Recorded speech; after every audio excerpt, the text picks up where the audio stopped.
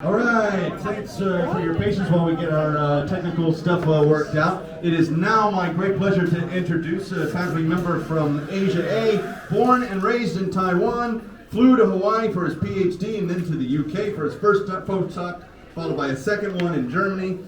Came back about a year ago after having been gone for more than a decade. He's interested in galaxies as well as good food, drink, and people. I think we can all get behind that. Please welcome Professor T.C. Chen is going to tell us about black holes. Thanks. Take it away.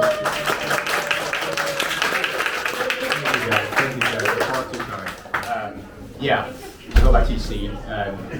This topic about black hole. This is actually not what I do, but I like to talk about this just because it's hitting the news recently, and I thought people might be interested about it. So I try my best to explain the details, but if you got some question about general relativity, don't shoot at me, okay? All right, let's get started. How do you find a black hole? I mean, we know black hole's black, but we know that the sky is black too. How do you know there's a black hole there? Okay, that's the question. But before we go on, let me ask, what is a black hole exactly? Anyone knows? No. I have an undergraduate degree in astrophysics, so... No, you cannot. Alright, Yeah, you I go dare ahead. to be wrong. That's fine. It's a star that has collapsed into itself. It's very, very close, but there's, it's almost there for the definition, but there's actually a clear definition. But yeah, it's very close. Teach me, sensei. I'm not sensei. Anyone else? You got a prize for this. All right, go ahead. When the stars collapse to the extent that the light cannot escape a certain circle. That's right. You got a keyword. That's the keyword that you have to have that so massive, such that the light cannot escape. That's why it appears black, because there's no light coming from it, right? Actually, this definition goes way back to 1784. I look it up in the wiki. It's like, damn shit, this is like way back. And people back in time really like time travelers. How do they know? But they postulate this black hole with the reasons that's actually not correct. Now we understood that more recently. Now in the modern era, it's actually motivated by Einstein's general relativity. It's actually about this concept of space and time. There's a mass, and this mass actually distorts space and time. I mean, it's hard to actually imagine, right? It's 4 dimension. But if you want to put an analogy for this, you can think about, imagine a sheet of paper, right? And you put some massive marbles on it. And the marbles bend the sheet of paper, right? And if you throw some another objects around it, it's going to go circle around. It's that showing the GIF here. So that's some of the concept, sort of analogy to the general relativity, right? But as soon as that concept proposed, some genius that I named Karl Schwarzschild, the German guy, found out actually if you go very massive on the central objects, things go down very quickly. And at some point so massive that so it goes straight down, and even the light coming from here cannot really climb up this very steep slope. And that's when you have the black hole. Okay. But then, actually, that crazy guy doesn't get much of support at the time. People have been fighting for this, whether that's a real thing or not, for 50 years. Since it was proposed in 1915, and it's really until the 1965. This guy, Roger Penrose, saying, hold on, let me show you with my pen and pencils and papers, and show you that actually black hole exists. However you look at it. Previously, people thought, yeah, it's really an artifact of general relativity. It doesn't exist in real life. But this guy, I'll tell you later, this guy actually won a Nobel Prize last year because of this. Okay? Okay, so we have some theoretical background for this, but in the real life, how do we actually find them? Anyone, please? You can have a prize if you answer it correctly. What? No, it's good. Okay, maybe not. I'll guess. All right, go ahead. Do they somehow emit some kind of radiation or something, or like an X-ray or something? Yeah, that's pretty close enough. If there's gas actually surrounding the black hole, they actually emit radiations so far. Yeah, I'll talk to that. Yeah, you got a prize. Please, Thanks. organizers, give them a prize. I just volunteer the prize and whatever. Just to increase the interactions between the audience. That's actually not the first. I mean, that's the thing I'm really talking about. But I want to start with this thing, the same concept of a sheet of paper that thing's walking around it. Essentially, the thing's walking around it. I mean, it doesn't necessarily to be that the central objects to be emitting something. It could be just a black hole. It would create the same effects of warping the space and time, and things go around will still orbit around it. And you can find that out by this orbit and figure out whether it's actually a black hole or not. Where to look, actually, that would be the next question. You know the techniques, but how do you know where's the most probable way that you can find a black hole? Because the sky's so big, where do you point your telescope at? Right? It's long been suspected that there's a black hole, most likely at the center of our Milky Way. As you can see it, this is our sun. This is imaginative, by the way, Milky Way of our own. And there's the center of the galaxies right here. And it's long been suspected that there's a black hole there. With all the evidence, I'm not going into the detail. So what we could do is actually, in the Milky Way, you find the most probable location of the black hole, and you observe the stars around it, and you have to monitor that for a long time because, the stars move quite slow. So these are efforts involve decades, if not years, all right? But it's easily said and done, because these kind of measurements are pretty hard. The separations of black hole and the nearby stars are really tiny. And we need to build a telescope such that if there's a map of Taiwan and you have the telescope at Kaohsiung, for example, you have to be able to see a coin, essentially, in Taipei. That's pretty much the resolution we're talking about in order to make these observations. And it's actually not that hard. You could build a telescope like the size of this room, roughly, about 10 meters. You can probably do it. So it's not that difficult, but it involves a lot of time. And this was done like 20 years ago when the things of technology is not there yet. That's the technique, and we know where to look. So here's actually the real data. These are not simulations, these are freaking real data, okay? And I'm gonna see a movie, I hope it plays. This marks the location of the suspected black hole. And it's going to play again with a zoom in, and all the things around it, the bright things are actually stars. So I want you to pay attention about this guy here. He's got a very, it goes up like a zoop over in a very fast speed. And with this probable location, I'm going to play another version of this that's clear. And with a longer time span, you can see that it's about 1995. This is the year and the month. You can see that every month we snap a photo and we track the motion of the stars. From 1995, 2000, now 2010, I think it's going to go all over the last year, 2020. Again, you want to pay attention on this star, this guy right here. It's been looping around, and that actually gives you a pretty good constraint about because there's nothing emitting from here, so we're pretty much sure that this is something black. And based on these motions, we can actually figure out, oh, there must be something very massive here, and we can actually work out the numbers. So the physicists, of course, the right equation, nowadays we run models. We figured out, the weight, the black hole in the left, and the star in the sun, by the way, in the right. We figured out the mass of the black hole is about 10 to the 6 times, about a million times of the solar mass.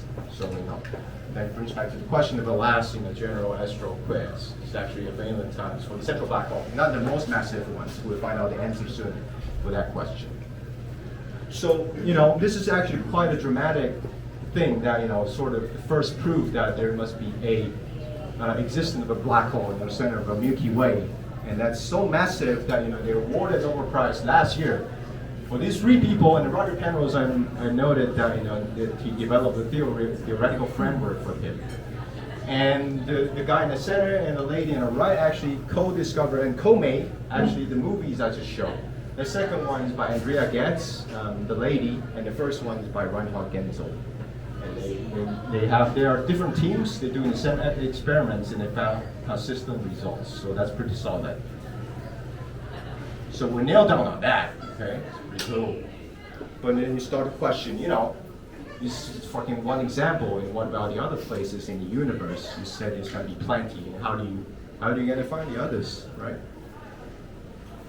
And the answer is that, these kind of techniques, you cannot really do anything beyond the Milky Way. It's only the center of the Milky Way can do these kind of exercise. If you want to do anything beyond in the other galaxies, the resolution is just not there, right? So you have to find other methods to do this. And now we can move on to the second method. We call it gravitational wave. How does that come about? So if you have essentially the same thing rotating with objects like that. If it's rotating, actually distorts the space and time. When you think about it again, in the sheet of paper analogy, or the water analogy, you have things that when you disturb it, start to create waves. But now it's space and time. I'm gonna play it again to see for you clearly. One thing you want to notice is actually because it's actually having created the gravitational wave, so the energy is actually getting released. And because of that, the two bodies of rotating objects are getting closer and closer. And eventually they merge. And you see not only just the wave, the frequency of the wave, as well as the height of the wave change as a function of time. We want to pay attention again. Now it's kind of low and with sort of low spatial frequency, and as it gets closer and closer, the frequency gets higher and higher, and the amplitude of the wave is like tsunami now, it's boom. And that's the theoretical prediction. Okay, again, we have something predicted, but we want to detect it. How do we go about detecting it? Here we go. This is the detector. Here's the idea. You have two tunnels with the same strength that goes perpendicular to each other, like two arms, like that, right? And here you can measure the distance pretty precisely. And if the wave come in, imaginative gravitational wave, now it's proved to be true, it's going to walk space and time such that the distance of these two arms is going to be one part squeezed, one part extended. So it's going to do something like this, motions. So you have distance difference in these two arms. I'm going to play it again. The waves come in, it's going to walk around. So the distance will be different. What people do is that you shoot a laser from the center of this point. You go and you have a mirror on the both sides and bounce back, right? If the distance is the same, the idea is such that the wave will cancel each other out, so you won't see any signals. But if there's a difference in the length, you will see a tiny, tiny signal that can be detected. So here's such a device, that's a real device, on this LIGO detector. You shoot a laser from the left, and there's a splitter here. You split the two light coming here, going up, one going straight off. And you bounce back, bounce back. You know exactly the distance, so you can measure the wave. And then, if you have, the CF on the back, if there's no wave, essentially no gravitational wave, the length is the same, the wave cancel each other's out. But if there's tiny, tiny slight differences, you will see a signal like that. Okay? Oh, that sounds pretty easy, but why haven't people detected until like 5 years ago? It's so challenging. Why is that? Because the precision is pretty goddamn high. This is like 1 to the minus 19. What does that even mean? If you compare to a proton, that's even less than the size of a proton. That's about 1 in 1,000 size of the proton. That's pretty challenging, I've heard about the movies or the trailers. They interview these people. The technology is such that they have to care about all this seismic vibration, and the car driving by, they have to model that, because anything that vibrate the Earth is going to be much higher than that. So it's very challenging until recently that we can have that detection. So this is something that's in real picture. They have now 2, I think now 3. 2 in the U.S., one's Livingston in Louisiana, one's Hanford in Washington. So they need to have 2 because they want 2 detectors just to confirm the detection as well as to localize the location of where they come from. So you can see that these are so pretty long, it's like 4 kilometers. Okay.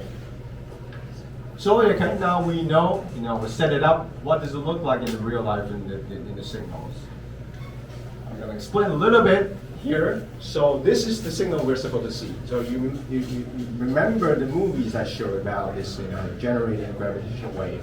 You start from rotating body that's separating, and now you slowly coming together and merge, right? You have this wave in the beginning, in smaller amplitude, and it's very low frequency, and now it's gone. That's some kind of signal. It's very specific features that you're gonna have. Okay, and that's how people. That's what people detect it. I'm not going to show the real scientific paper, but that's pretty much it in terms of the concept. What's amazing here is that this frequency is actually within the frequency of the human hearing, so you can actually hear the sound. I'm going to play. I don't know if it's going to work now, but let's see.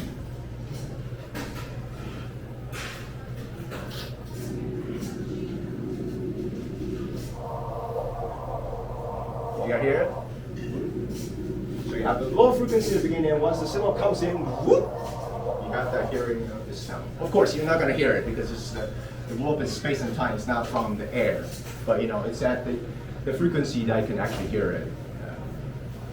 So again, this is groundbreaking. So you got Nobel Prize to these guys. That it's about 4 years ago. And involved this guy in the center. I don't know if you guys watched the movie Interstellar. This guy's got a pretty good life because he's actually the science consultant for the movie Interstellar. That was made before he was awarded the Nobel Prize. So that's the guy in here in the photos here, and he's got, of course, working with Chris Nolan about this movie. And of course, the whole scene here is essentially a result of work with him. It's actually pretty precise nowadays that astronomers talk about it. It's actually pretty close to what the models predict. Okay? Any questions at the moment? Is the guy below from himself? Yeah, that's him. Oh, cameo appearance, right? I'm sorry? Cameo appearance. So it's a. Oh, in the movie, I don't know actually. Maybe it's just the back scene. I don't know. But yeah, maybe he's rehearsing with the actress about this, what does the equation mean. But, exactly the detail. Look it up on Google, and here we go. There's a picture. Okay. Yeah. Maybe he's there in the movie, but I don't know exactly the details. So does the wave detector detect any new black hole forms? That's right. Or maybe in rotating bodies, and it may merge into a black hole. I'll show you later about the mass and the probable object, and the nature of the objects. But yeah, most likely a black hole. And it could be a neutron star in some cases. Yeah, so we're actually witnessing the formation of the two things that merge that form a black hole kind of thing. How often does that happen? It's actually not that rare at the moment. So since because they're upgrading the detector. In the beginning, it was like a few occasions per year, but now I think it's 10 or a couple of 10 per year now. I think there's now about 50. I'll show you later in the figure that how many they have detected so far. So they've been moving from detecting single objects, now they can have a sample of emerging black holes. That's pretty amazing. It's pretty much opened up a whole new studies for astronomers, such a whole new regime now we can explore from gravitational wave. Okay? All right, last bit. I think I might have run too much time. I'm going to tell you about the imaging the guy. Sorry. What's your name again? I'm sorry, I wasn't raising my hand. Yeah, no, I mean, you said it, how do you detect black hole? This is one of the technique, the emission from the gas. That can, around the black hole, you can actually see it. But this time, in order to do this imaging, it's even more challenging. I had this analogy of Taiwan, right? You have to build a telescope in Kaohsiung, you have to see a coin, but this is going to be more extreme. Now I'm going to use the OS, because it's about the same distance I know. It's 5,000 kilometer across. Now, if you got a telescope here and the east coast, west coast, and you want to look at not just coins here, you got to be able to look at the human hairs essentially for this resolution, or to image this black hole. This is pretty challenging. You cannot do this with like 8 meter or 10 meter telescopes. You got to do it in a coordinated way. We call it the Event Horizon Telescope. You got a pretty weird Chinese translation that is very. I don't know how to do it. But it's a coordination of several telescopes around the world spanning from South Pole to the almost the northwest Greenland, or Europe and Hawaii. And that, there are techniques that you can assemble these, and interfere them in such that it's actually mimicking a huge dish of a telescope. And that's the size we need in order to make this detection. It's very challenging. And here's the results. That's for the movie. How it works. There we go.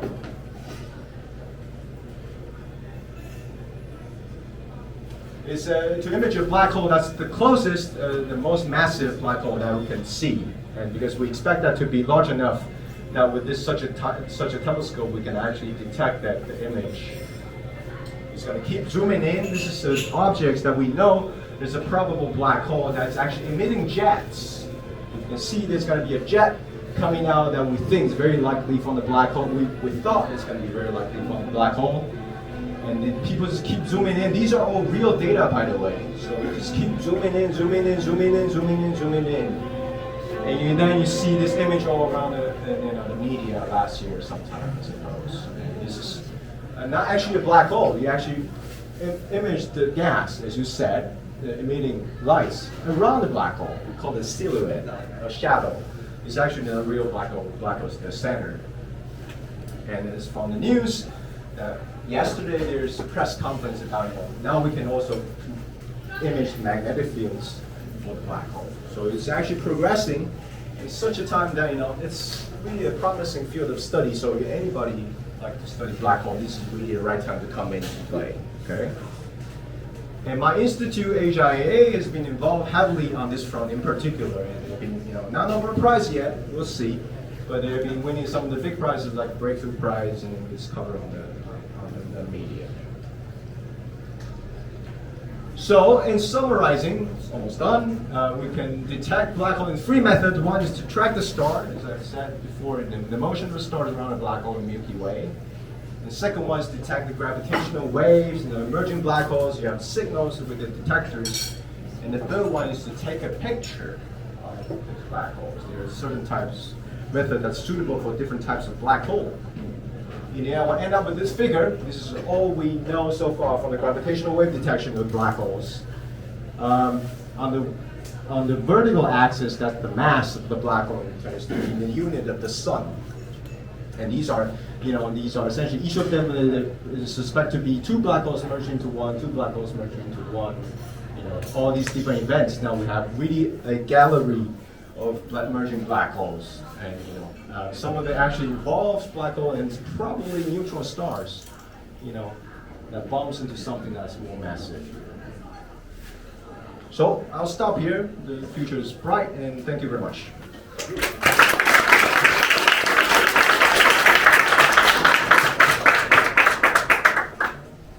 Question for TC.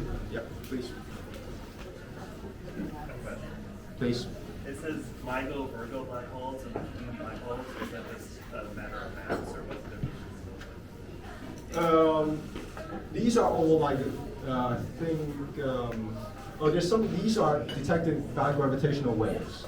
The EM black holes are probably black holes that aren't confirmed yet, but they are maybe observing X-ray, for example. They're very hot, and all those ones that with jets, that we're suspecting that they are probably black holes, but it's not waited to be confirmed. That's my understanding. Yeah, but Virgo is another detector, right? There's going to be a lot of detectors. No, because there's LIGO Virgo, and you've never mentioned Virgo. That's right. I did mention that there's one in Europe, so there's three now. The LIGO one is the two one I showed, and there's a Virgo one I think is in Italy or somewhere. Yep. And there's going to be Pizza. yeah, ciao. Right. And there's going to be another one that people in Taiwan is involved in. It's called Kagra. It's led by a Japanese consortium, and of course we're playing hard with this because people realize that this is a big deal. This opens up a whole new window that people can study the black holes and things. Yeah, so there's going to be a lot more in the next few years. So you're definitely going to hear it from the news very soon. But these detectors are for mid-range. That's right. Yeah. These are intermediate mass. That's a very good point. So the ones that we detect in the Milky Way is way off from the chart, but that's just one single point because that's 1 million of the solar mass. If you remember, that these are only 10th of the hundreds. So these are like intermediate mass black holes. And of course, there's massive black holes that you can actually image from the things like EHT, but those are very selective. I actually got a plot that you might be interested in. This is actually only probable targets that we can see. These are all like probable black holes around nearby universe. And this axis is showing that, if you go to this way, essentially, you get more probability to detect it. You want something that's bright enough that you can resolve it and you can see the image. So these are this one that we showed, and they're actually observing Sagittarius star, which is the black hole in our Milky Way. And of course, what we want to do is that you want to probe other different types of black holes here, and by improving the sensitivity of the detectors. So yeah, there's definitely more to come. And these are billions, you can see it here. The mass is 10 to the 6, 10 to the 8, 10 to the 10. This is a different scale than the ones that are detected by the gravitational waves.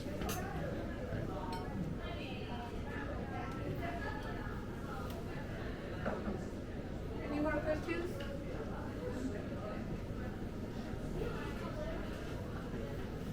Oh man. Please. Is it possible to detect single black holes with gravitational waves? Single black hole with gravitational wave. I suppose you can have a black hole and a neutron star. And that will be a single black hole. Am I cheating? Am I be cheating? But in order to detect the waves, you have to something that's rotating, right? So let's start with a black hole. Satisfactory, Professor?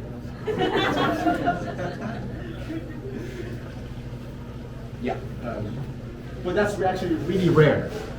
Out of the whole sample, there's I think only one that's possible. There's a neutron star in a black hole. That could be real in the real cosmos. That these kind of events are just rare, and we're just seeing black hole and black hole merging. So have we now solved the problem of the intermediate mass black holes? Yeah, I guess with these samples, we probably solved it. I don't know. There's always a question of whether there is such a one, right? But with gravitational waves, we're detecting mainly. Maybe they are the dark matter. Well, our problem was that we didn't see them, right? There were very massive ones. And That's there right, were yeah. just ones on the- Yeah, there's a hypothesis that these could be the candidates for dark matter. There's so many of them. But we'll find out whether the density is good enough. Please. Yeah, there, looks like there are two gaps between this separating two them into three populations. Sorry, which one? The plot here? The one that Yeah, this one. Okay. So it looks like there are three populations. Yeah, these are neutron stars. Are the gaps real, or just the? I mean, this one here, the gap here, Yeah, or the gaps here. Yeah. Are those two gaps? Are those real, or are they just selection effects? Yeah, it's actually a good question. The detector is maximizing the sensitivity to detect a particular type of black holes. Just depending on the frequency and the mass ratios. So there could be a selection effect, as you know, but I'm not actually an expert in this. I wish I could be. But that's a good observation right there. He's a researcher, I know.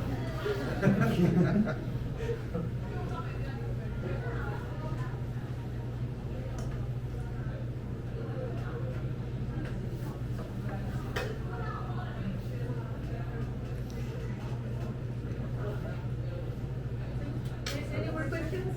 Otherwise, we can thank TC. Thank you.